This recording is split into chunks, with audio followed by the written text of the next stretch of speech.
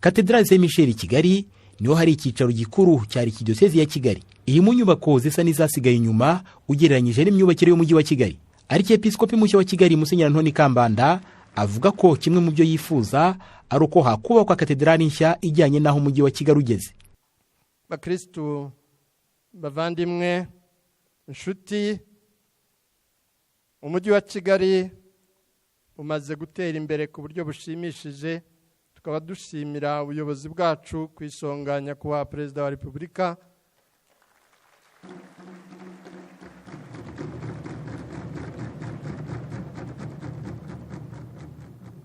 Inyubako nziza n'isuku, abadusura bose barabyishimira bakabitangarira. None rero bakristo, ndagira ngo mbararike ikindi ku mutima, nuko twazubaka ingoro y'Imana, katedrali ijyanye n'uyu mujyi kandi hesha Imana ikuzo.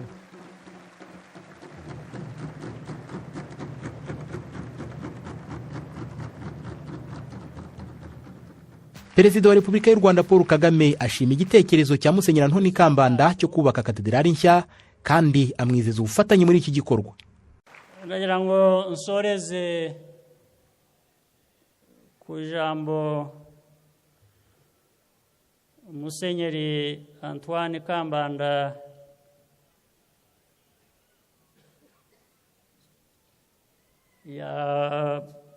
yavuze mu isoza ry'ijambo rye, gufasha ntabwo yavuze gufasha, yavuze icyifuzo yari afite cyo kubaka katedrale nshya. Nagira ngo abe ari igihe wongeraho ko tuzafatanya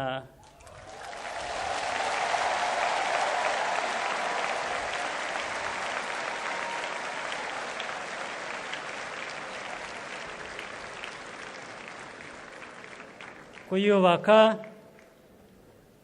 tukubaka katedrali nziza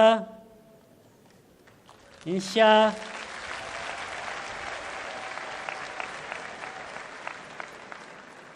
kandi icyo gihe nibikunda twanayubaka ahandi hashya naho.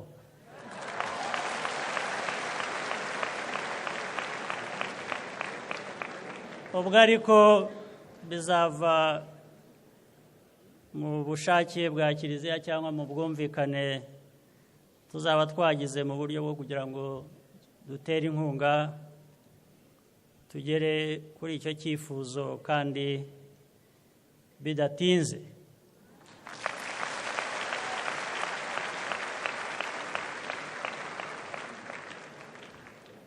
Ku ruhande rwabo abakristo gatolika bari kidiyosezi ya Kigali nabo bishimiye igitekerezo cyo kubaka katedrali nshyashya ibereye umurwa mukuru w'u Rwanda kandi bishimira cyane inkunga mukuru w'igihugu yabemereye.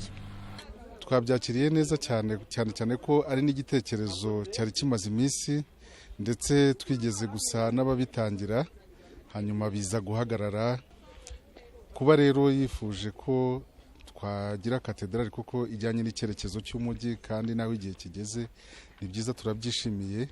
Nk'abakirisitu tuba twiteguye buri gihe ko umuganda wacu tuwutanga. Twacyakiriye neza kubera ko hazubakwa katedrale nini ijyamo abantu benshi, kandi twishimiye nuko Perezida wa Repubulika nawe azadutera ingabo mu bitugu kugira ngo icyo gifuzo kigerweho. Byadushimishije cyane. Kiliziya Paruwasi Katedrale Nshya Kigali yubatswe mu mwaka w'1963 ifite ubushobozi bwo kwakira abantu basaga gato 1000.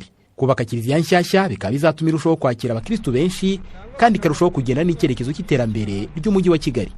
Jean Thomas Imana ishimwe, i Kigali.